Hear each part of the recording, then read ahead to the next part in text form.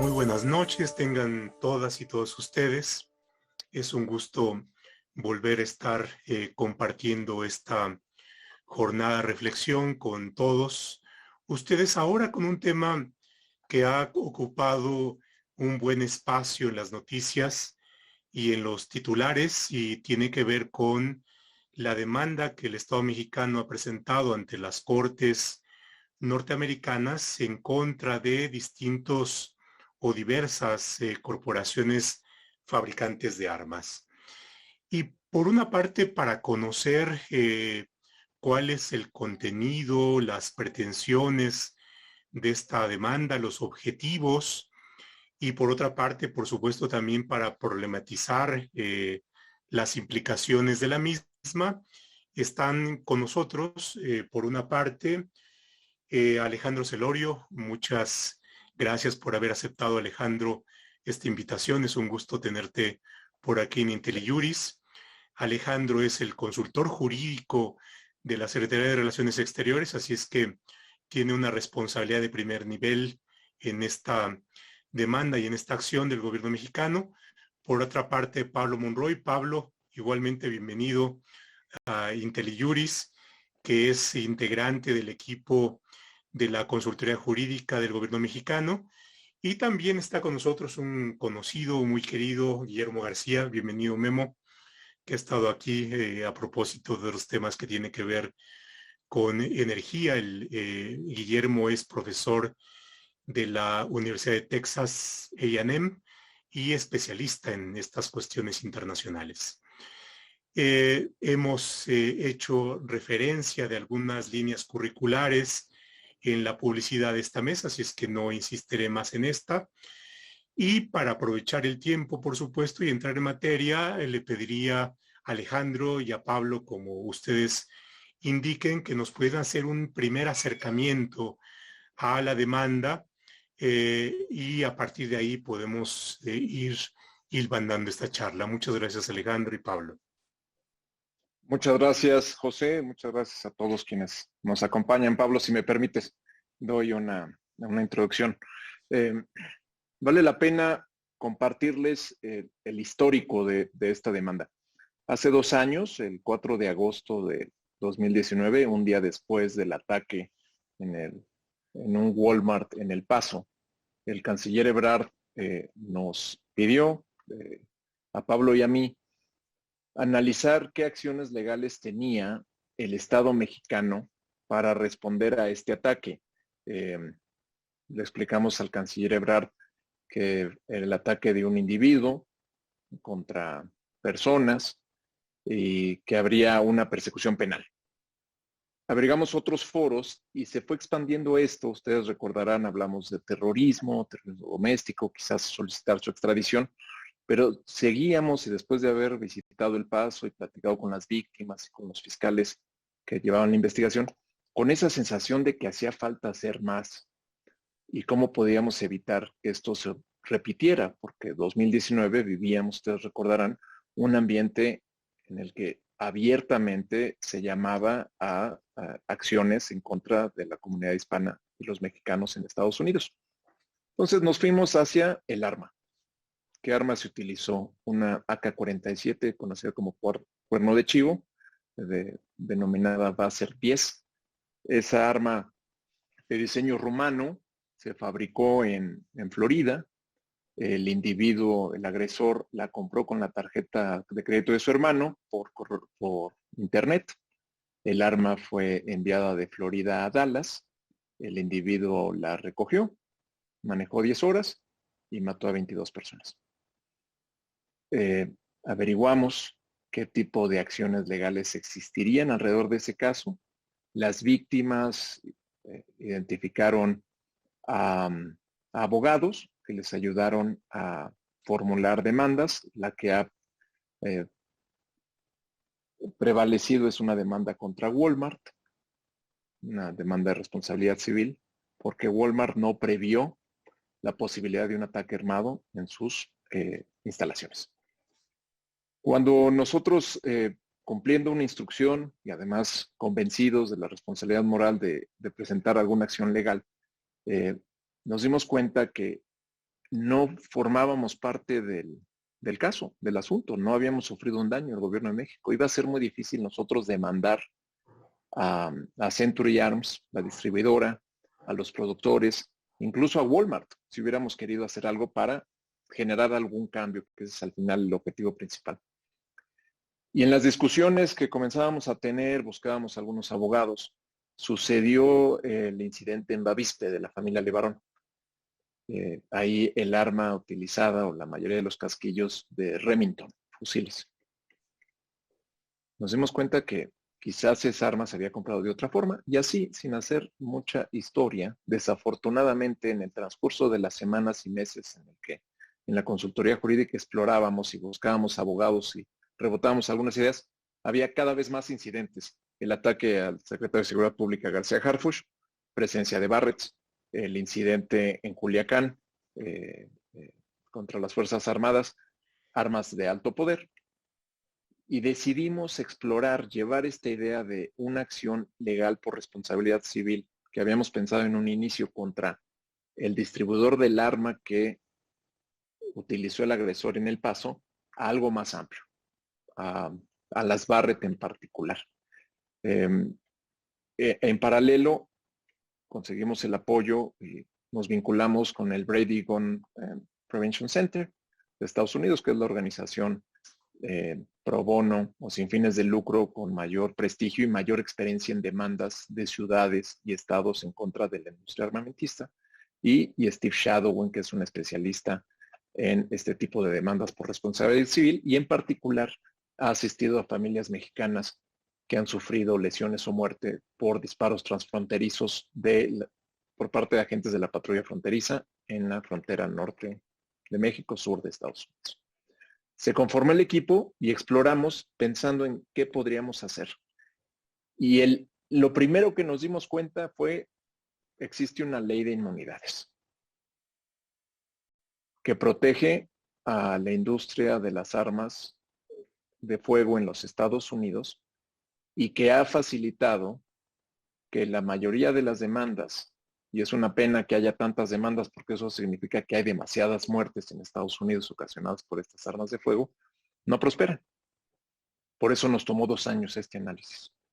¿Cómo podemos flanquear, rebasar estas inmunidades, más otros escollos que seguramente vamos a enfrentar y que ahora podremos discutir?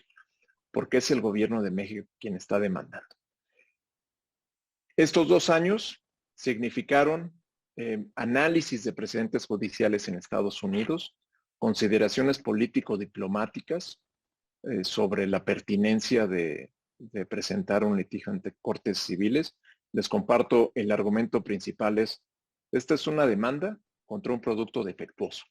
El producto defectuoso es un arma que en las manos incorrectas, que es una persona desequilibrada mentalmente, alguien que no está capacitado, certificado o entrenado para usarla, o personas dedicadas a actividades ilícitas, mata y hiere.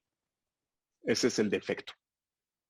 Entonces, es una demanda que tiene un efecto muy amplio para atender un tema muy necesario de atender, pero si se ve, es una demanda de alguien que sufrió un daño contra alguien que consideramos que podría modificar sus prácticas, tanto de acción como de omisión, para que no vuelva a sufrir esta persona, en este caso el gobierno de México, este daño. Y así es como la semana pasada presentamos la demanda. Tendré oportunidad, me imagino, en la conversación de compartirles más elementos desde la arena política, porque debimos de ser muy cuidadosos en el análisis para que no se entendiera que esto era una demanda contra la segunda enmienda. Nunca lo haríamos. Además, no me imagino una vía jurídica para atentar contra la segunda enmienda en Cortes Federales. Pues sería una acción de inconstitucionalidad. No tendríamos standing como gobierno de México. Entonces, no es contra la segunda enmienda. No es contra el gobierno de Estados Unidos, porque no estamos señalando negligencia del gobierno de los Estados Unidos. Hay otros foros, quizás, donde un Estado puede demandar a otro Estado. Esto es una demanda entre particulares en el que el actor es el gobierno de México por haber sufrido un daño directo e indirecto, y en el que señalamos que las prácticas negligentes, la falta de cuidado, en algunos casos sí conductas ilícitas de posible contubernio, que estarán fuera del comercio responsable, le generan un daño al gobierno de México. ¿Qué esperamos? Estamos pidiendo que cesen estas prácticas porque lo que queremos es que disminuya o se acabe el tráfico ilícito de armas, que ese es el daño principal, que estas actividades negligentes facilitan el tráfico ilícito de armas a México. Estamos pidiendo una compensación, porque creo que consideremos todos que una demanda sin solicitud de compensación pues no tiene dientes y quizás no se tomaría en serio. Y estamos pidiendo de entrada algunos cambios en sus prácticas y solicitudes a las empresas de hagan algunos cambios para evitar que sus productos lleguen a manos de personas que no tendrían que tener esas armas en México. Concluyo diciendo, este es un ejercicio en el que se pensó mucho, se trataron de equilibrar factores desde la arena diplomática, la arena política, la cuestión legal, la cuestión moral, y lo que nos impulsa y lo que impulsó la instrucción del canciller Ebrard y al final de todas las dependencias involucradas en este esfuerzo, es que ya 2 años fue demasiado tarde. Este es un esfuerzo que tenemos que hacer, porque más consideraciones diplomáticas, políticas, legales, no nos pueden detener porque cada día mueren personas. Cada día sufre más daño el gobierno de México y es algo necesario, oportuno y estratégico. Ya en la conversación podré compartirles un poco más. Muchas gracias, José. No, muchas gracias. Has hecho un buen y claro planteamiento de las cuestiones generales y también apuntas a las cuestiones más finas, ¿no? Pablo. Ahora sí, muchas gracias, José. Un placer estar contigo, con todo el público de IntelliJuris, con Guillermo y por supuesto con el consultor jurídico, querido jefe y amigo. Pues para complementar un poco este contexto que nos da Alejandro en cuanto a la demanda, el por qué se presenta y la historia detrás de ella, yo quisiera referirme un poco ahora a algunos aspectos jurídicos más puntuales, ¿no? Empezando por la teoría del caso o la doctrina bajo la cual se presenta este reclamo. Ya lo dijo Alejandro, se presenta bajo la doctrina de la responsabilidad civil, como la conocemos en México, en Estados Unidos, en general en derecho anglosajón se conoce como tort law, y precisamente estos torts son hechos ilícitos civiles, ¿no? Cometidos por personas y que causan daños a otras personas.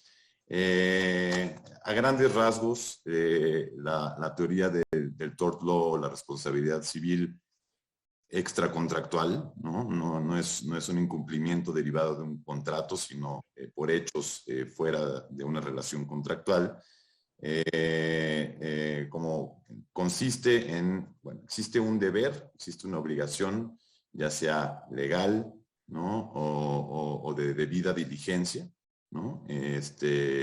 Hacia la persona, hacia una persona, y si esta persona en violación a ese deber, ya sea por una conducta dolosa o por una conducta negligente, ¿no? Es decir, con intención o por no ejercer debido cuidado, por no actuar responsablemente, si esa persona causa un daño a otra o a otras, tiene que resarcir ese daño, tiene que repararlo, y si su conducta es constante, si su conducta se continúa llevando a cabo, tiene que cesarla de manera inmediata, ¿no? Eso es a muy grandes rasgos la doctrina de la responsabilidad civil del tort law en Estados Unidos.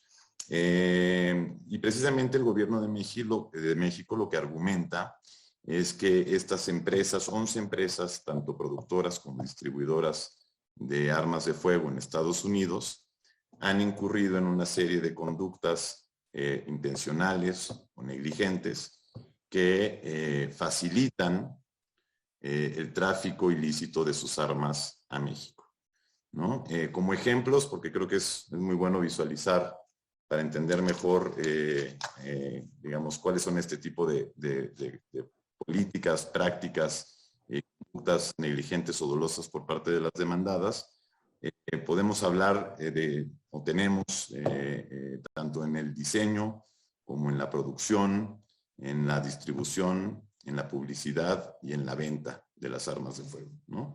3 ejemplos muy, muy sencillos. En el diseño y producción.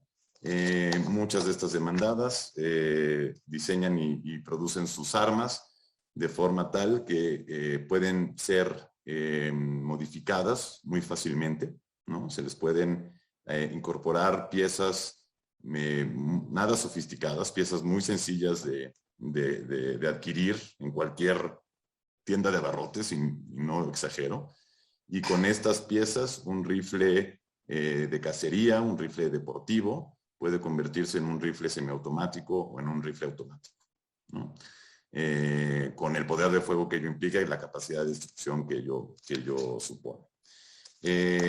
Prácticas negligentes en la publicidad o intencionales. La publicidad de estas empresas, en muy buena medida, está dirigida hacia el mercado delictivo mexicano. Por una parte, hace énfasis en el grado militar de las armas, de estas armas de asalto, y en su capacidad de destrucción, ¿no? Muchas veces vemos estos anuncios, ¿no? en los cuales se dice que el arma está lista para combate, ¿no? Y bueno, obviamente nos muestran un escenario de guerra, pero también hay publicidad, por ejemplo, o diseño de estos productos que busca atraer a grupos delincuenciales en México. Una de las demandadas produce un revólver completamente cromado en oro, llamado el Jefe de Jefes, ¿no? En clara alusión a este corrido que todos conocemos y hemos escuchado. Y finalmente, en el campo de la distribución y de la venta, pues la política generalizada de estas compañías es que sus armas sean distribuidas a través de tiendas que tengan una licencia para vender armas, sin importar si estas tiendas están siendo o han sido investigadas o fueron sancionadas por coludirse con traficantes de armamento a México. Y esto es muy, muy, muy recurrente. Otra práctica dolosa o prácticas dolosas o negligentes en la distribución es la famosa venta a prestanombres, a los straw purchasers, ¿no? Que adquieren el arma y al acto seguido la cruzan y la entregan a manos de grupos delincuenciales. O bien ventas múltiples, es decir, 15 rifles de asalto Barrett en una semana a un comprador. A la siguiente semana ese mismo comprador regresa por otros 15 rifles de asalto y así, ¿no? Entonces, bueno, estas prácticas, ¿no? Insisto, y ese es uno de los puntos torales de la demanda, facilitan o promueven activamente el comercio, el tráfico ilícito a México. Y una vez que estas armas están en manos de grupos delincuenciales y son empleadas en la comisión de delitos, pues causan daños en México, daños humanos, daños materiales, de la magnitud que todos hemos visto en prensa prácticamente todos los días, ¿no? Miles de homicidios, lesiones, por supuesto han derribado aeronaves y helicópteros de las Fuerzas Armadas, y esto hablando de daños directos, ¿no? Pero también causan daños indirectos, estos daños que quizá no siempre se visibilizan, no muchas veces se habla de ellos, pero bueno, pérdida de ingreso por comercio y turismo, digamos todo el presupuesto que se destina a las autoridades en materia de seguridad, tanto federales como locales, el presupuesto que se destina a la Fiscalía General de la República y a las fiscalías estatales para persecución, investigación y persecución del delito, al Poder Judicial, en fin, ¿no? La magnitud del daño es inmensa, ¿no? Hay algunos cálculos, lo hemos repetido mucho en estos días, pero algunos cálculos que dicen que podría estar en un rango de entre 1.5 y 6% del Producto Interno Bruto de México. Bien, pues entonces tenemos eso, tenemos una conducta indebida, una conducta que no se adecua al deber legal, moral que tiene la persona. Y un punto importante aquí, algún paréntesis, con un producto, como ya lo decía el consultor jurídico, con un producto que per se es peligroso, ¿no? Con un producto que está completamente diseñado para causar un daño. Aun cuando sea utilizado para defensa personal, la lógica es, la defensa, la utilidad defensiva de este producto es causarle un daño al agresor, ¿no? Entonces, una conducta indebida, ¿no? Que facilita que se cometa otra conducta indebida o otra actividad ilícita, como es el tráfico, y un daño, ¿no? Se provoca o causa un daño. Bien, pues entonces esta es, digamos, la teoría general del caso en muy pocas palabras. Y antes de terminar, sí poner sobre la mesa algunos de los principales retos que durante estos 2 años hemos analizado con toda minuciosidad. Hemos estudiado tanto el equipo en la consultoría jurídica como nuestros abogados en Estados Unidos y las formas, también de manera muy amplia, en las que, o mediante las cuales pretendemos superar estos retos o desafíos. El primero de ellos, ya lo mencionabas, José, será de jurisdicción, ¿no? Primero, ejercer jurisdicción sobre los demandados, el gobierno de México como demandante. El famoso standing, ¿no? ¿Cuál es la legitimidad procesal activa del gobierno de México para presentar esta demanda? Bueno, hay precedentes judiciales en Estados Unidos, federales, a nivel de la Suprema Corte, desde 1870. Quizá el caso seminal en cuanto a standing de un gobierno o legitimación procesal activa de un gobierno extranjero ante cortes estadounidenses es el caso Sapphire, ¿no? En el cual la Suprema Corte, con toda claridad, dijo, por supuesto, cuando la acción cometida en el territorio estadounidense causa daños en territorio de un gobierno extranjero, el gobierno extranjero puede acudir a las cortes estadounidenses a presentar su reclamo, ¿no? Y a partir de ahí ha habido muchos otros precedentes, mencionar algunos, y yo sé que Guillermo aquí los tiene muy bien estudiados, pero hay uno también muy relevante llamado Navisco. Ahorita si quieren ponemos ahí los títulos para que todos puedan consultarlos. Entonces, bueno, en cuanto a legitimación, en cuanto a standing, creemos que podemos superar ese primer reto. El siguiente reto tiene que ver con la admisibilidad, ¿no? La admisibilidad de la demanda mexicana y muy concretamente con esta ley que ya adelantaba el consultor jurídico llamada, bueno, se le conoce como placas, son sus siglas. El título en español es de la protección del comercio legal de armas, ¿no?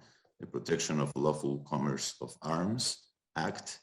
Es una ley relativamente nueva, de 2005, y una ley además que surge, ¿no? Como resultado del cabildeo millonario que estas empresas fabricantes, distribuidoras de armas emplean para, pues, poder continuar con sus actividades y que sus ganancias no se vean afectadas. Entonces, básicamente lo que dice o lo que hace esta ley es otorgarle inmunidad procesal a las empresas, ¿no? En caso de que sus productos sean utilizados en actividades ilícitas. Pero esta ley tiene algunas excepciones, ¿no?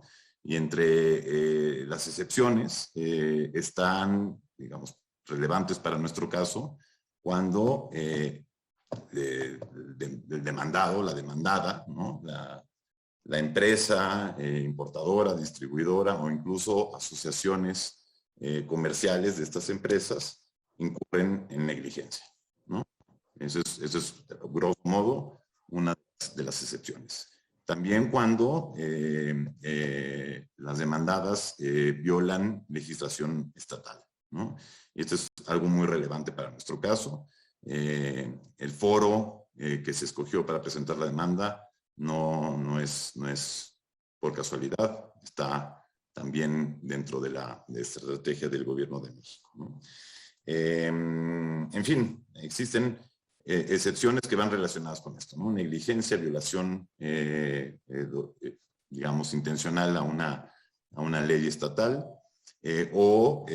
pues eso, defectos en el producto, ¿no? El famoso product liability o responsabilidad por el producto.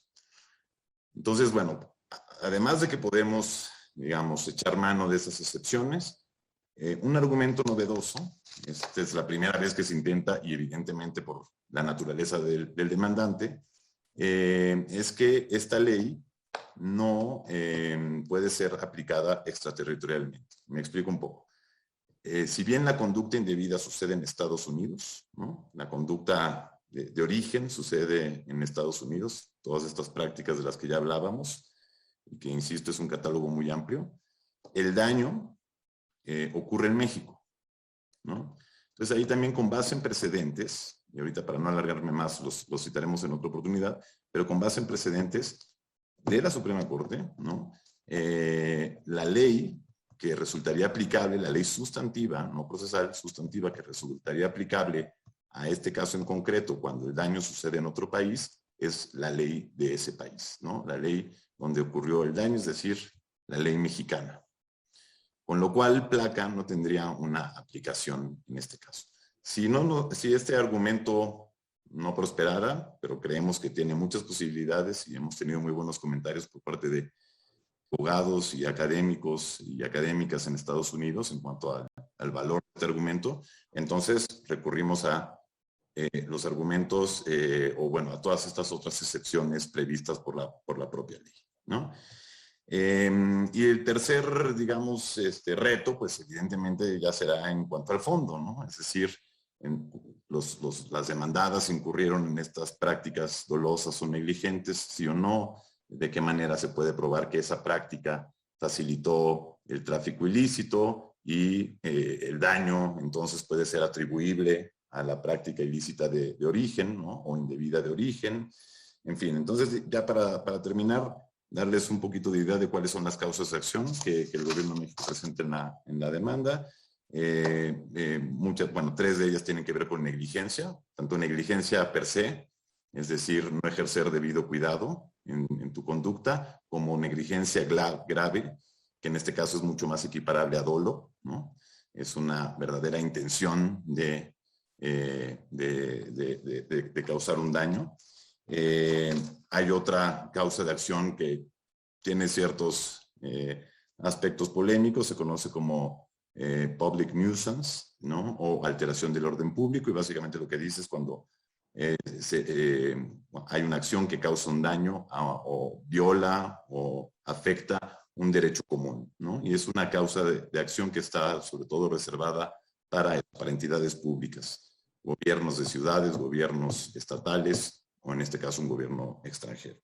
También está, por supuesto, producción defectuosa, es decir, estás produciendo un artefacto que per se es peligroso, que además es mucho más peligroso que lo que espera un consumidor normal que lo sea, ¿no? No tiene dispositivos de seguridad suficientes, ¿no? Entonces es otra de las causas de acción. También tenemos causas de acción como violación a leyes que regulan la forma de hacer publicidad, leyes estatales que regulan la forma de hacer publicidad de este tipo de productos, enriquecimiento injusto por parte de las empresas, es decir, obtienen una ganancia económica a costa de vidas humanas y de daños materiales a otro país. Y bueno, violación de otro tipo de leyes del foro, ¿no? Del estado de Massachusetts. Entonces, bueno, grosso modo, esa es una introducción, digamos, a las cuestiones legales más relevantes o jurídicas más relevantes de este reclamo.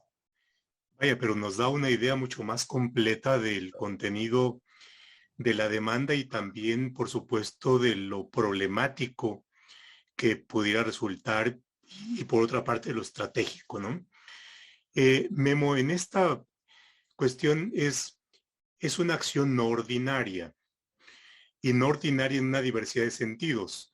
No ordinaria en el sentido político, porque aun cuando formalmente, si entendí bien, se presenta a título de particular ante las Cortes Americanas, no deja de ser una demanda de un Estado, y por tanto hay una serie de implicaciones, llamémoslo así, políticas en términos generales.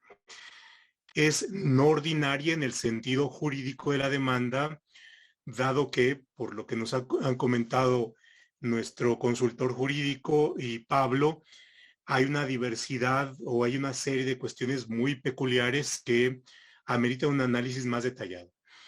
Desde tu perspectiva, y una de tus virtudes no solamente es que conoces el derecho mexicano, sino también el americano y las implicaciones internacionales, ¿cuál es una primera reflexión sobre lo que nos han planteado nuestros invitados? Gracias, Pepe, y bueno, gracias, consultor, y gracias, Pablo, por la invitación, y me da mucho gusto participar. Pues sí, en efecto, esta es una demanda típica en muchos sentidos, ¿no? Y me gustaría concentrar mi comentario sobre la demanda en 3 puntos. Primero, si puedo en México, puedo no demandar en Estados Unidos a particulares, que es uno de los temas que a la gente como que les llama la atención. ¿Cómo es posible que un Estado pueda demandar a un particular en cortes internacionales, en cortes de otro país? ¿Y cuáles son las consecuencias y los límites de ese tipo de acciones? El segundo comentario va a ser el papel que juega Placa en limitar este tipo de demandas y por qué el argumento de que lo que se está violentando la ley mexicana es tan novedoso y podría ayudar a resolver ese problema. Y en tercer punto, platicar un poco el impacto que puede tener la demanda a largo plazo, más allá concretamente sobre si se pierde o no se pierde el caso, ¿no? Porque estos casos, este tipo de estrategia de litigio estratégico, pues siempre tiende a tener, digamos, efectos secundarios, ¿no? Esto es como cuando avienta una piedra a un lago que no se está moviendo y empieza a tener olas, ¿no? Entonces vamos a platicar un poco de esos temas. Bueno, el primero es, ¿México puede o no puede demandar en cortes americanas a los productores de armas? Sí. Como ya lo platicó Pablo, además hay muchos precedentes donde los estados, otros gobiernos han demandado a particulares. Por lo general, cuando se trata de torts o responsabilidad civil, hay 3 elementos que se deben de cumplir para que los estados puedan presentar la demanda. Primero se tiene que probar que hay un daño real a un interés legítimamente protegido. 2, que hay una relación causal entre el daño generado y la conducta alegada. Y aquí es donde empezamos a meternos en detalles, ¿no? Porque al final de cuentas, si el daño es las muertes, ya las empresas están empezando a decir, pues los muertos de México no nos los carguen a nosotros. Hay mucha negligencia en la forma en la que se combate el crimen en México, hay corrupción, todo lo que ya sabemos, y no tengo que entrar en detalles sobre cómo está la guerra contra el narco en México. Y ellos dicen, pues las muertes no son nuestras, sino son de otros factores. Y el tercer punto que se debe probar es debe haber la posibilidad de remediar el daño con una decisión judicial, ¿no? Si el foro dicen, a fin de cuentas, ganes o pierdes, no vamos a poder remediar ese daño porque hay otros factores causales ahí, pues se puede caer. Entonces, ahí llevamos 3 puntos que son difíciles de probar, pero que creo que se pueden ir brincando. Ojo, también es importante resaltar que cuando un estado demanda a particulares en Estados Unidos, está renunciando automáticamente a su inmunidad a que lo puedan contrademandar. Y esto estoy seguro que la Cancillería lo tiene muy claro, ¿no? El riesgo es que eventualmente también las empresas van a contrademandar. Y Placa, de hecho, le da causales de demanda para poder recuperar costos relacionados con la demanda, y México ya no puede alegar inmunidad diplomática para este tipo de daños, ¿no? Entonces, ahí eso se hace inmediatamente cuando uno está presentando la demanda, y sobre los temas tratados en la demanda, ahí uno renuncia a su inmunidad. Entonces, es la otra consecuencia. El otro tema que también es interesante, que yo creo que ahí va a haber una discusión dentro de las cortes, es el concepto del parens patriae. La Suprema Corte de Estados Unidos ha dicho, a ver, una cosa es que hay un interés claro afectado del Estado mexicano.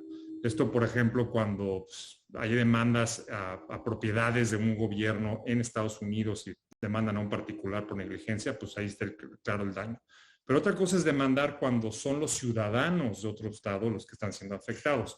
Y ahí el Estado tiene que probar que tiene un tipo de soberanía, ¿no? Un interés ahí que está ejerciendo a nombre de sus ciudadanos, porque son los que al final de cuentas están perdiendo la vida. Aquí el Estado mexicano somos todos, pero y ahí hay algunos precedentes donde se ha limitado un poco a veces a los estados la capacidad de presentar demandas a funcionarios. De hecho, México perdió en el año 2000, en el primer circuito se le negó a México el standing cuando estaba demandando que ciudadanos mexicanos estaban siendo afectados por una productora de huevo en Maine y se perdió.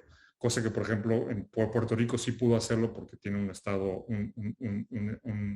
Puerto Rico en otro caso lo logró hacer contra Virginia y ahí procesó la demanda. Pero el caso de México ya, ahí en ese caso se perdió. Lo interesante aquí es que son daños generados en México. Entonces ahí le estamos dando un poco la vuelta. Al final de cuentas no son mexicanos que están afectados en Estados Unidos, son daños en México, pero las actividades comerciales se realizan en Estados Unidos. En este caso, ha habido otros casos donde estados lo han logrado avanzar esos argumentos. Entonces, por ejemplo, hay un caso de Unión Caribe sobre una explosión de gas en la India, donde el gobierno de India demandó a la empresa en Estados Unidos por los efectos medioambientales. Hay otro caso de Ecuador, donde las provincias de Ecuador y ciudadanos de Ecuador demandaron a una empresa que rociaba cultivos de cocaína en el Amazonas que eventualmente afectaron y esa demanda procedió. Y el último caso, que lo mencionó Pablo de paso, fue el caso de las tabacaleras. Y aquí ha sido muchos países demandaron, incluyendo Belice, Bolivia, la Unión Europea, Canadá, Venezuela, Guatemala, demandaban a las tabacaleras porque estaban introduciendo ilegalmente tabaco en sus territorios para evitar pagar los impuestos al tabaco, ¿no? Y aquí hubo varios argumentos. Hubo países que dijeron, la afectación que estoy teniendo yo estoy incrementando mis gastos de procuración de justicia para poder perseguir a este tabaco y además estoy perdiendo yo ingreso impositivo porque pues este tabaco debería pagar. En esos casos las cortes americanas no procedió la demanda porque decidieron que las cortes americanas no pueden implementar materias impositivas que le pertenecen a otros países para evitar que puedan eventualmente entrar en conflicto con algún interés público en Estados Unidos. Entonces, digamos, yo no soy, digamos, en términos coloquiales, las cortes dijeron, oye, yo no vengo aquí a ejecutar tus impuestos, ¿no? Imagínate si nos abrimos las puertas a que tú vengas a ejecutar tus impuestos, tú tienes que ejecutar tu ley, yo no me voy a prestar a eso. Entonces, esos se perdieron. Otros estados, por ejemplo, Venezuela, trató de aplicar el principio de public nuisance, que se le hablaba a Pablo, dijo, oye, se está afectando la salud de mis ciudadanos porque estos trabajos están entrando, digamos, de manera ilegal. En esos casos perdieron ese argumento porque no lograban hacer un vínculo causal directo entre el tabaco y la salud de los ciudadanos que están en su jurisdicción. Puede haber muchos factores por los que tu ciudadanía está siendo afectada, no solamente el tabaco, tienes que probarme que el vínculo causal es suficientemente fuerte para decir, es ese tabaco lo que está provocando que esa persona termine en el hospital, ¿no? Y ahí lo perdieron. Entonces ahí vamos a lo mismo, vamos al argumento anterior. Hay muchos factores por los que la violencia está rampante en México, ¿no? Y no nada más es el tema de las armas. El tema de las armas es uno de muchos, pero ahí ese argumento yo creo que es donde va a costar más trabajo, ese vínculo causal en decir, la violencia en México, las muertes en México están exclusivamente vinculadas a la capacidad de las armas del narco y no hay otros factores. Ahí yo creo que ese es uno de los temas donde va a estar va a ser difícil. No estoy diciendo que sea imposible, pero va a ser los puntos más contenciosos de la demanda. Y el tercer tipo de demandas, por ejemplo, de los tabacos, donde sí procedió, fue el caso de la Unión Europea, donde trataron de aplicar la aplicación extraterritorial de las propias leyes americanas, el efecto que tenían en la Unión Europea. Y aquí exclusivamente hablaron del RICO, que es la ley de crimen organizado que existe en Estados Unidos. Y dijeron, esta ley tiene efectos en la Unión Europea y entonces no estamos pidiendo que apliques ley europea nada más, sino que estás aplicando ley americana. Y ese caso llegó a la Suprema Corte de Justicia de Estados Unidos y la Suprema Corte de Justicia terminó resolviendo que tenían que aparte probar que hubiera un daño también en Estados Unidos y no solamente en la Unión Europea por no cumplir con la ley americana. Entonces, digamos, esos precedentes están ahí, son precedentes importantes que yo creo que los tienen muy bien estudiados. No estoy diciendo que sea imposible que los brinquen, pero bueno, están frente. Ahora vamos a placa. Placa, como ya lo mencionaron, limita la cantidad del tipo de acciones que se pueden presentar por responsabilidad civil contra los productores de armas, ¿no? Esta ley se pasó precisamente porque desde los años 80 se empezaron a presentar muchas demandas contra productores, distribuidores y comercializadores de armas, y llegó un pico, por ejemplo, a inicios de los 2000, donde 30 ciudades empezaron a demandar a los productores bajo el principio de public nuisance, ¿no? Eran más o menos, son 5 las teorías que se presentaban en esos casos. Uno, la responsabilidad objetiva o el strict liability, que tenía que ver con el producto en sí, ¿no? Decían, de los beneficios del producto como lo estás diseñando, realmente no están, hay más riesgos que beneficios de diseñarlo de tal manera, y este producto lo estás haciendo para, pues, para la guerra, básicamente, no para cazar o para defenderte o demás, ¿no? El otro era la negligencia en la sobreoferta. Básicamente estás produciendo armas y las estás distribuyendo más allá de lo que el mercado puede recibir. Entonces, claramente estás sabiendo que se están vendiendo más armas en un pequeño pueblo donde hay una cantidad de población pequeña y de pronto se están vendiendo cientos de armas. Claramente estás inundando el mercado, ¿no? Lo otro era la negligencia por el comercio, que ya platicaba Pablo. Estás sabiendo que estas armas están terminando en manos del crimen organizado o en manos de alguien que puede cometer un crimen y tú lo sabes y se lo estás tú facilitando. Y la tercera, obviamente, era la negligencia por no supervisar a los distribuidores que tienen mala fama, ¿no? Ya sabes que esos distribuidores han caído en negligencia y tú sigues distribuyéndoles y esta gente sigue vendiéndose a la misma gente, ¿no? Y el último causar era el perjuicio al orden público, que era el public nuisance, donde básicamente los estados, este tipo de demandas por lo general proceden en casos de daños medioambientales, por ejemplo, no se contaminan ríos o la fábrica contamina uno de los pueblos. Entonces se hicieron también los argumentos de ahí. Al final, después de todos estos litigios, muy pocos ganaron, hay que decirlo, muy pocos lograron progresar. Aún así se pasó placa en el 2005. Y de hecho 32 estados también pasaron varias leyes para limitar la responsabilidad civil de estas empresas. Entonces digamos que ahí en ese caso hasta hubo un backlash, yo diría un golpeteo hacia atrás por todo el litigio y más que avanzar ciertos temas terminó afectando. Te dejaron las excepciones que apuntó Pablo, que son importantes recalcar. El tema de la comercialización negligente es uno de los más importantes. Básicamente es si tú sabes que la persona a la que se lo estás vendiendo va a cometer un crimen y era obvio que lo iba a cometer, tú eres negligente en esa comercialización. Y la otra era si existen pruebas de que se está violando una ley, ya sea estatal o federal, en la venta y tú lo sabías y aún así procediste a la venta, ¿no? Aquí han procesado, a pesar de placas, sí han avanzado varias demandas y es importante mencionarlas porque son precedentes muy importantes para el caso de México. En el 2005 fue el primer caso, que fue el de Badger Gun Store en Milwaukee. Ahí una persona literal entró acompañado de un menor de edad, compró el arma, que el menor le decía yo quiero esa arma, el menor no debía haber podido comprarla por las leyes locales, yo sí yo quiero esa arma, sí tal, a ver, dásela. De hecho cuando puso el nombre de la persona que estaba aplicando puso el del otro, el vendedor le dijo no, pon tu nombre porque no se la puedo vender a él, la cambió, la persona y a las 2 semanas usó menor de edad el arma para matar a 5 policías, una cosa. Entonces terminó una demanda grande, fue un comercio negligente y terminaron pagando a los familiares de los policías varios millones de dólares los comercializaron. Entonces ese es un precedente directo. El otro es el caso de Sandy Hook, que todos ustedes recordarán. Sandy Hook fue una primaria en Connecticut donde entraron a matar a varios menores de edad. Fue uno de los grandes escándalos en Estados Unidos.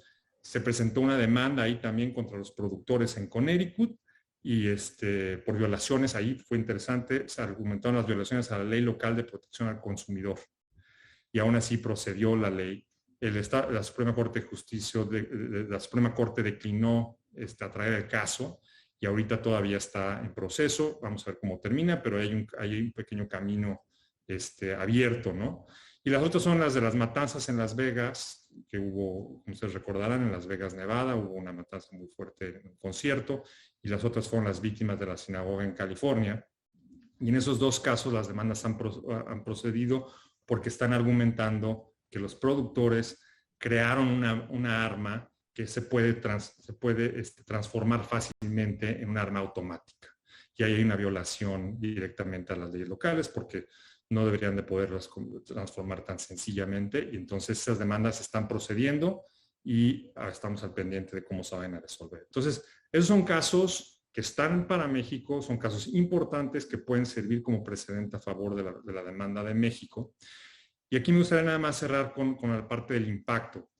A veces nos clavamos mucho en si el caso lo van a perder o lo va a ganar. Es mucho más complejo. Los temas, este tipo de temas, este tipo de estrategias de litigio, no necesariamente nos tenemos que quedar con México ganó, México perdió, sino cuáles son los efectos a largo plazo que pueden pagar. Yo como lo veo, este tipo de casos generan tres tipos de cosas. Uno es, pueden cambiar la narrativa pública de cuál es el problema, ¿no? Número dos, se puede acceder a más información de lo que está pasando a través de discovery y nada más del puro litigio de los testigos. Y en tercer lugar, se puede establecer una nueva agenda pública, ¿no? Que es importante para hacer cambios. Me voy rápidamente a uno. Narrativa pública del problema. Ya no estamos discutiendo, y como bien lo dijo Alejandro, lo dijo Pablo, no es un tema sobre si México está a favor de la segunda enmienda o no. No es un tema sobre si México está contra Estados Unidos y si Estados Unidos está haciendo suficiente o no. Es un tema de cuál es la responsabilidad de los productores de armas. Estamos cambiando la narrativa. Ya no nos estamos enfrentando como antes con la Constitución, no nos estamos enfrentando con los gobiernos, nos estamos enfrentando sobre una práctica comercial negligente. Es un cambio de narrativa importante, ¿no? ¿Cuál es el papel del marketing, de la distribución y de los productores de armas? Número dos, sacar información. Con este tipo de demandas vamos a saber más qué tanto saben los productores de armas de cómo se está comercializando sus productos y a dónde están yendo a parar. ¿Qué tanto saben para hacer el tracing? ¿Qué tanto a la hora que hacen sus armas, cómo las están diseñando para ver si hay un mercado particular en México al que están tratando de atender? Todo ese tipo de cosas las vamos a ver más claras, las vamos a tener mucho más claras una vez que se presenta la demanda, empieza el discovery, empiezan los testimonios y empiezan a haber más información pública. Y eso también es importante para el público norteamericano y para el legislador americano, ¿no? Es información que antes no sabíamos y ahora vamos a conocer. Y el tercer punto, el de cambiar la agenda pública, pues esto permite a México también hacer alianzas con nuevos actores, ¿no? Que antes no se tenían. Las ciudades que están siendo afectadas, el centro Brady, como lo platicaba Pablo y Alejandro. Y estos son importantes. Las víctimas en Estados Unidos tienen mucha fuerza de voz y la gente las escucha. Y ahora México pues cambia, ¿no? Ahora es también una víctima más de la violencia generada por la inundación del tráfico de armas. Y eso también es un cambio en la agenda pública. Y para darles ejemplos, por ejemplo, aunque las demandas contra las productoras no han procesado en Estados Unidos, ya vimos, por ejemplo, que Walmart cambió sus políticas de venta de armas y también Walmart cambió sus políticas de seguridad dentro de las tiendas a raíz de estos casos. Dick's Arena, que es otro vendedor de armas, también ya anunció que no va a vender rifles de asalto como antes y de hecho está destruyendo lo que tenía en sus bodegas. Entonces se hacen cambios a raíz de este tipo de litigios, aunque se pierdan, digamos, aquí entre comillas, no me gustaría decir se pierdan, pero aunque no se ganen como se querían, los cambios se vienen y pasan ahí. Y el caso, por ejemplo, México ha sido muy exitoso en esto. El caso Avena, / Medellín, que se estudia mucho en derecho internacional, es un caso de los 50 mexicanos que estaban sentenciados a muerte. Se fue a la Corte Internacional de Justicia, México lo gana ya, pero cuando llega a Estados Unidos se pierde en Estados Unidos. Y bueno, algunos podrán decir, oye, se perdió en Estados Unidos, los 50 mexicanos no lograron conmutarles a todos sus penas, pero a largo plazo lo que vemos hoy por hoy es que hay muchos más protocolos en la detención de mexicanos en Estados Unidos, hay más respeto a sus derechos consulares, hay incluso acuerdos que ha firmado el consulado con oficinas de sheriffs, con Procuración de Justicia a raíz de eso, y yo estoy convencido que hoy por hoy los mexicanos que estamos acá estamos mucho mejor protegidos gracias a los esfuerzos que hizo el gobierno mexicano en el caso Avena, que si no lo hubiera hecho, ¿no? Entonces, son efectos bien importantes, ¿no? Es muy importante. ¿Qué es esta cuestión de perdiendo ganas? Finalmente es otra de las cuestiones resultantes de los litigios estratégicos. Bueno, Emo ya nos ha planteado una buena cantidad de temas. Yo solamente agregaría uno y que tiene que ver con una de las posibles críticas que tienen relación con una posible inconsistencia entre, por una parte, la acción muy relevante que está tomando el gobierno mexicano en cortes americanas y, por otra parte, lo que pareciera ser también la acción del gobierno mexicano, porque para sus propias funciones, para sus cuerpos policíacos para las Fuerzas Armadas, pues requiere también comprar armamento, ¿no? Y que pueden ser una de las posibles críticas. No sé qué tanto sea esto relevante para el caso concreto del litigio, pero en términos de narrativa son parte de lo que se está conociendo en el foro. Así es que ustedes nos dicen, Alejandro, Pablo, la verdad es que Memo les ha dado una buena cantidad de temas, así es que ustedes dicen, ¿eh?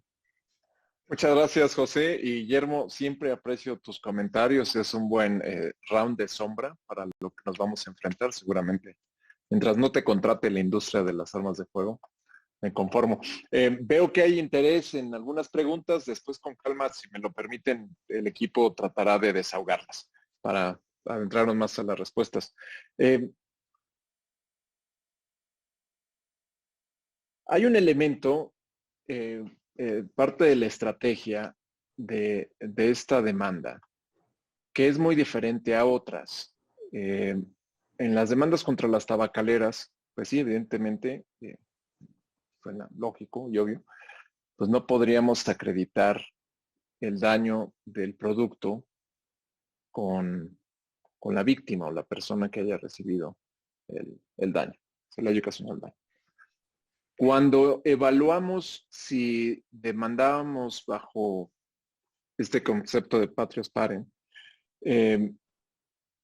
nos preguntábamos, uno, ¿cuál sería el riesgo de no poder acreditar el daño?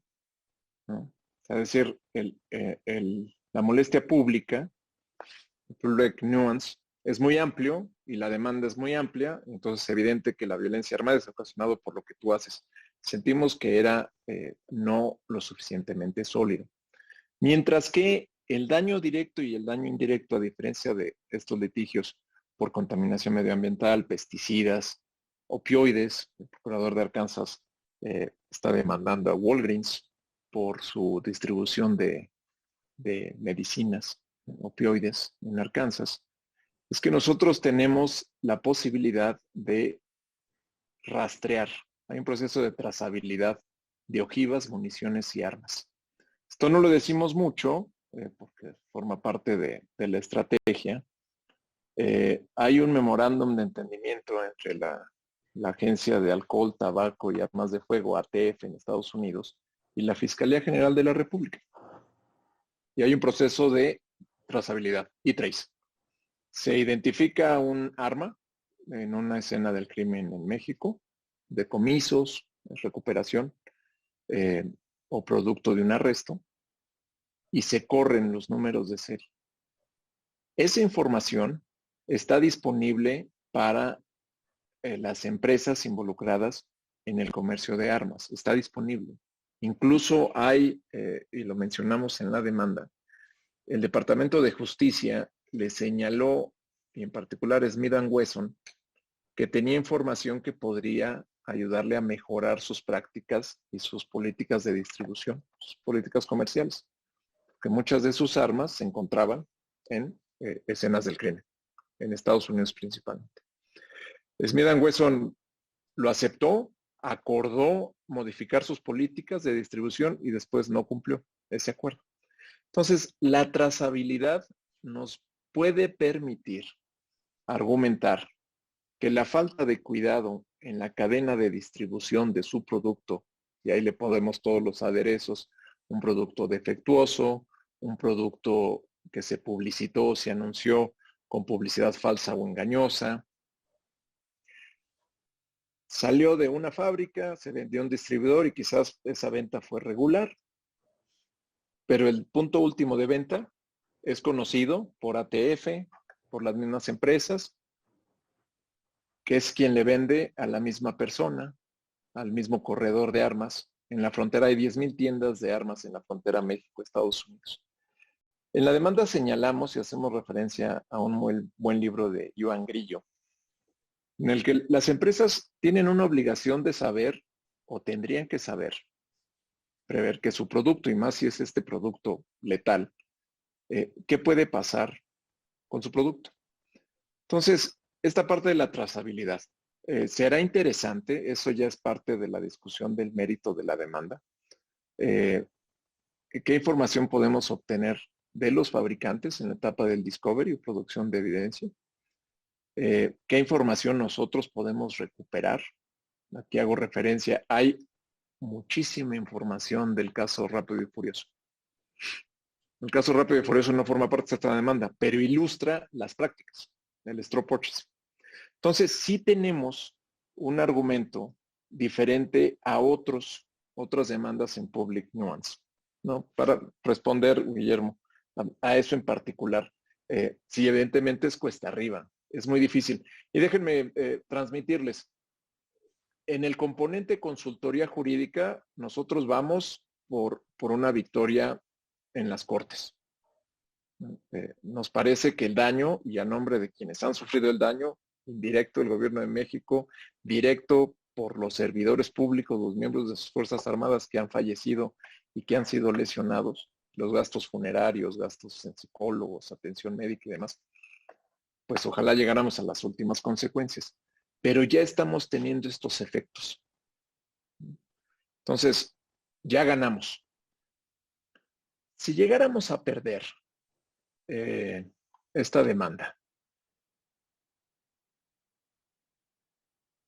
evidenciaríamos la inmoralidad, y aquí camino en cascarones de huevo y en la confidencialidad de un webinar en línea.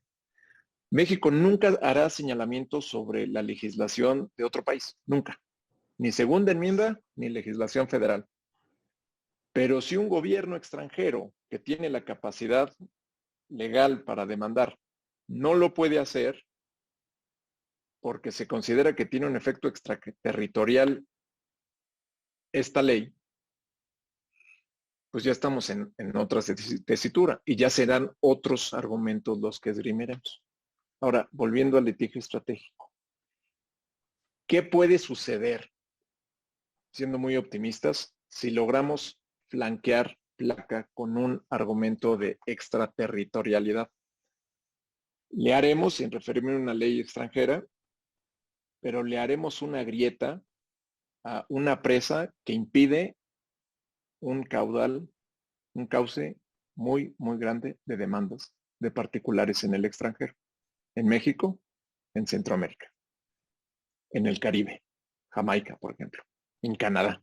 Entonces, esta es una situación de qué tanta inmunidad pueden gozar las empresas. Y hay otros elementos que iremos detonando en el transcurso de los meses sobre responsabilidad de las empresas en materia de derechos humanos, qué tan moral es la venta que hacen. Aquí hago un señalamiento. Cuando responden en dos comunicados de prensa, la Asociación Nacional del Rifle y la Asociación de la Industria de Armas de Fuego, primer señalamiento, México es corrupto, el ejército pierde armas, no tienen buenas aduanas.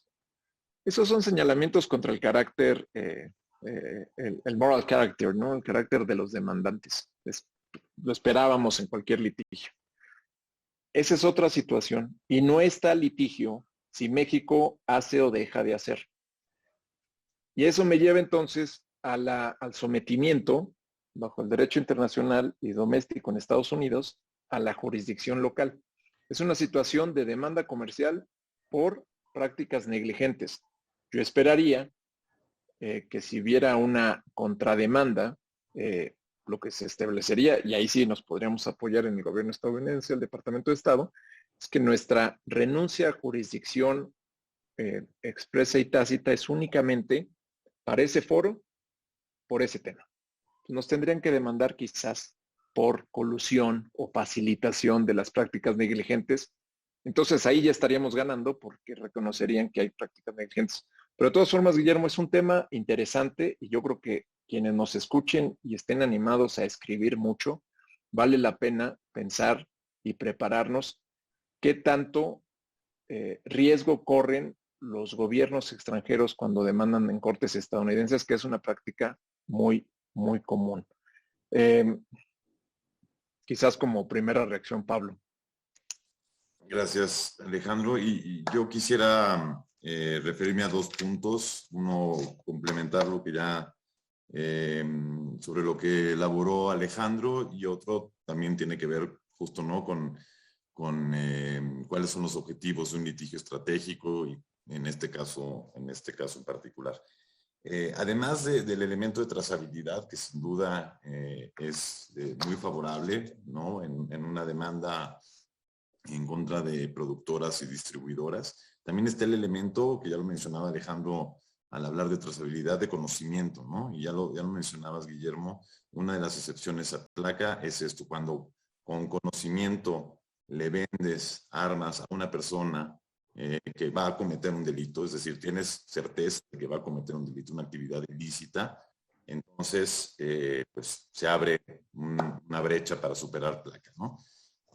Este conocimiento estamos convencidos que existe, ¿no?, que las empresas lo tienen. No solo en cuanto a que sus armas terminan en México, ¿no? Y lo podríamos ver como quizá como fenómenos inconexos, aunque evidentemente tienen una conexión, ¿no? Sus armas terminan en México, eso lo saben. ¿Cómo lo saben? ATF se los dice. La agencia federal estadounidense, Oficina para Alcohol, Tabaco, Armas de Fuego y Explosivos, regularmente les indica: miren, tantas armas producidas o distribuidas por ustedes terminaron en México en una escena de un crimen, de un delito, ¿no? Entonces, tienen ya el conocimiento de que ahí ese es el destino de muchas de sus armas.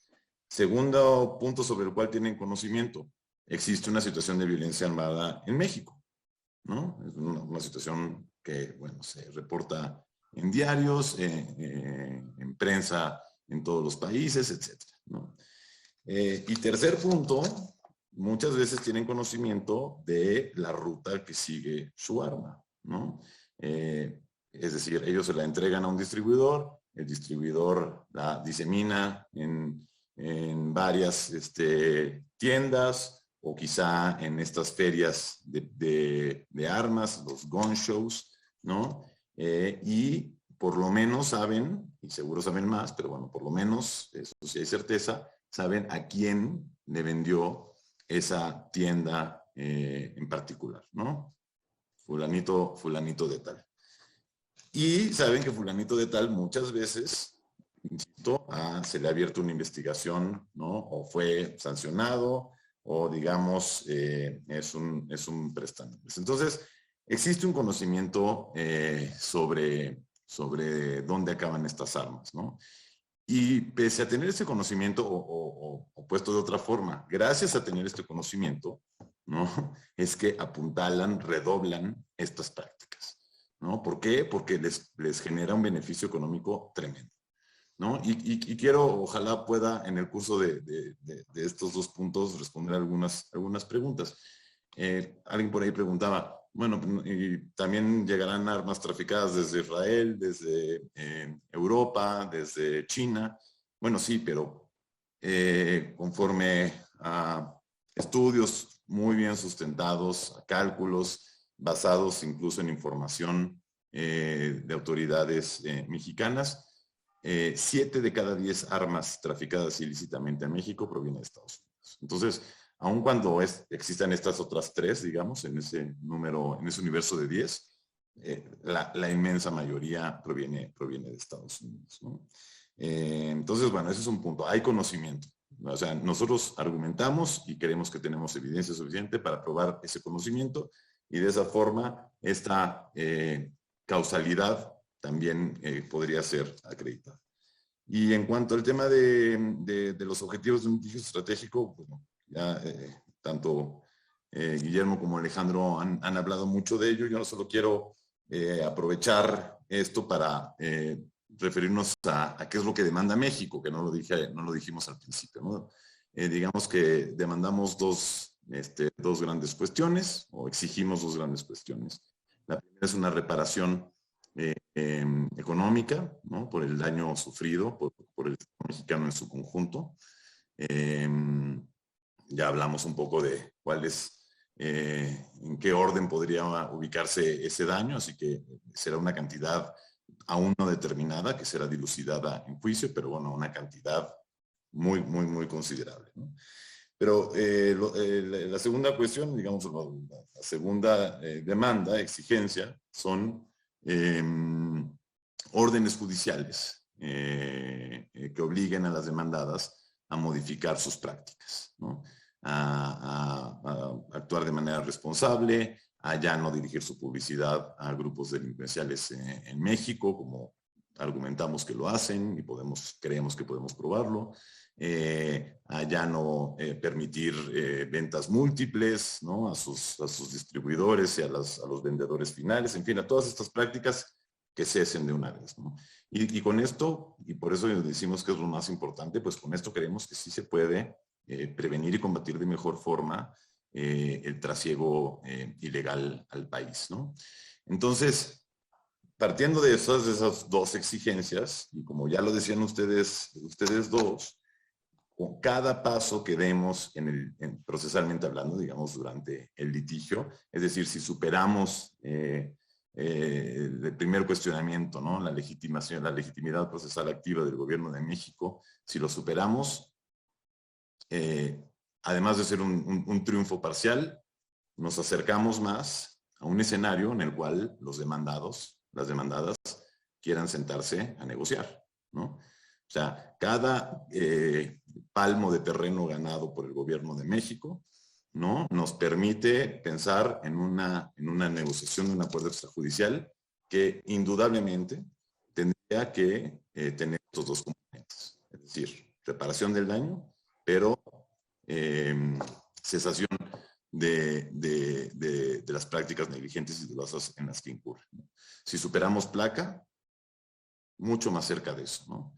Entonces, no necesariamente, como bien dices, Guillermo, quizá hay muchas veces en que en estos litigios estratégicos, aun cuando se pierde, se gana. Yo también agregaría, en estos litigios estratégicos, con cada obstáculo superado, por chico o grande que sea, se va ganando, ¿no? Y puede llegar un punto, aquí también lo decimos mucho en la oficina, ya tenemos muchos mantras en esta oficina, ¿no? Uno de esos mantras es, nada impide a estas empresas a modificar sus prácticas comerciales en este momento. Ojalá no hubiera tenido que llegar a una demanda.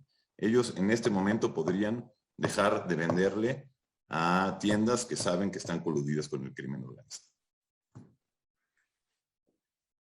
Memo, dado que andamos ya flanqueando el tiempo, una reflexión final. Bueno, mi reflexión final es que yo creo que la tendencia actual de los casos que ya explicamos, del sentimiento de cómo se está moviendo la discusión en Estados Unidos, favorecen al Estado mexicano.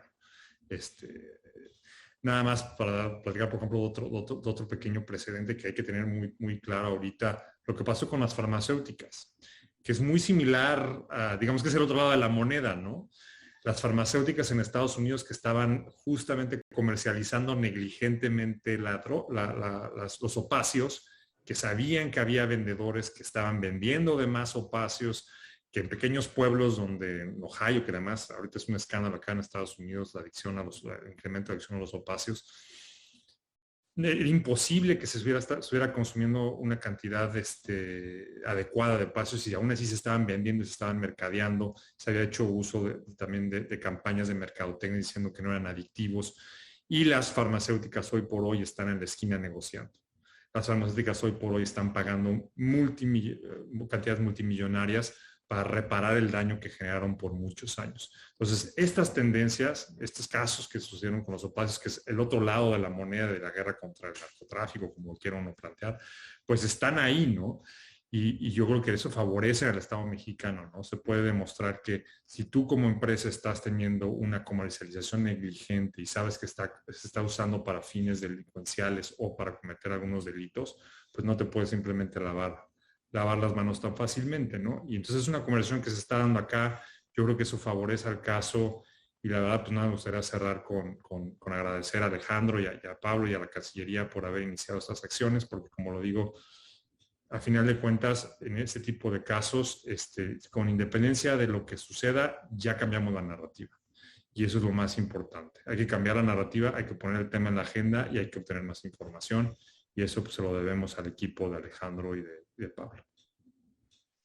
Muchas gracias. Alejandro, una última reflexión. Muchas gracias, Guillermo. Rápido, un ejemplo que evidencia que las empresas saben que hay un comercio fuera de allende las fronteras estadounidenses. Si ustedes escriben barrett.com, pueden acceder. Entonces, ¿por qué no una medida? ¿No? Las empresas saben que en México solo pueden importar y vender las armas Sedena. Un particular no puede comprar armas en México, en territorio mexicano. Entonces, ¿para qué las anuncian? ¿Para qué permiten que ingrese? Si uno quiere ver un partido de fútbol en una cadena estadounidense, la dirección de IP no permite abrir esa página de internet. Ese tipo de restricciones. Sabrían muy bien. Y hay más. Hay páginas de internet donde uno se puede meter y escoger qué tipo de barret quiere mandar comprar. Eso saben. Respecto rápidamente a la importación legal y legítima, el Estado goza del monopolio, ejerce el monopolio del uso de la fuerza. Más que ser inconsecuente, nos fortalece y nos da una oportunidad e incluso una ruta para las empresas. Así como hay un proceso muy engorroso para que las fuerzas del orden público en México puedan adquirir armas, pues ¿por qué no se hace lo mismo para la venta de particulares? Entonces, hay todo un proceso transparente de rendición de cuentas para las Fuerzas Armadas Mexicanas, incluso somos parte del Tratado de Comercio de Armas, donde ofrecemos informes de cuántas compramos, dónde están. Sí, se pierden algunas, pero hoy platicamos con la Sedena, tienen el registro de cuántas se han perdido, pero eso no genera el 500,000 de armas traficadas ilícitamente desde Estados Unidos. Hay información, entonces no es inconsecuente, esto lo estamos haciendo bien, la importación lícita de armas, la venta de armas en México con una dirección general en la Sedena. Lo otro no nos corresponde a nosotros. Nuestro sistema jurídico es muy estricto respecto al comercio de armas. Se facilita el tráfico ilícito desde los Estados Unidos. Y concluyo con esta reflexión, José, Guillermo, Pablo. Y la hago como mexicano, no como consultor jurídico ni alguien que ha trabajado 2 años en esta demanda. Desafortunadamente, esta demanda no podrá traer de regreso a una persona. Lo siento. Pero lo que sí puede hacer es atender un elemento que no se ha atendido. O sea, es el consumidor, el crimen organizado, la compra. Vamos a perseguir al consumidor. Los gobiernos, contención. El gobierno estadounidense, intercambio de información. Y los empresarios, nadie les ha dicho nada. Es momento de sentarlos en la mesa y responsabilizarlos en la medida de que sean responsables de los desaparecidos, de los muertos, de los heridos. Todos los incidentes atribuibles a un grupo, al otro grupo, quizás a un representante del Estado. El factor común es el tráfico ilícito de armas. Y el factor común en el tráfico ilícito de armas son las prácticas negligentes de las empresas que estamos demandando. Muchas gracias por la oportunidad, José, Guillermo, Pablo. Muchas gracias a ti, en verdad. Pablo. Pues muy difícil superar ese cierre. Me hubiera gustado que con eso se apagaran las luces, porque en verdad creo que ese es el corazón de todo este esfuerzo. El corazón de todo este esfuerzo y quizá es otro de los mantras que aquí nos repetimos muy seguido es: lo hacemos con la mente puesta en las víctimas de la violencia armada en México. Ese es el motor.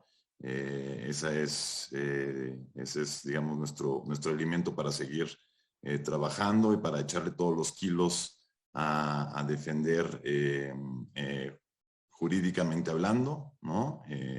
Esta, entre comillas, batalla que hemos iniciado en tribunales estadounidenses. Así que con eso en mente vamos a seguir trabajando muy duro. Pues muchas gracias, Pablo, muchas gracias, Guillermo. Muchas gracias, Alejandro, por haber dado la oportunidad en este tiempo para charlar sobre un tema que es altamente valorable, Por supuesto, tenemos una información diversa, pero nada como tener la fuente original para entender el sentido, la racionalidad, los objetivos, los propósitos de política de Estado, que los hay, por supuesto. Y esto nos sirve para nutrir la información con la cual podemos externar opiniones. Así es que por eso es más valorable, por supuesto, todavía el tiempo que han destinado. Pues muchas gracias. Nos despedimos. Descansen, que todos estén bien, hay que cuidarse. Hemos hablado de los deberes de cuidado y los deberes de cuidado comienzan por los autocuidados, ¿no? Así es que muchas gracias. Hasta luego. José, muchas gracias a todos. Gracias. Hasta luego. José, Memo, Alejandro, un abrazo. Gracias.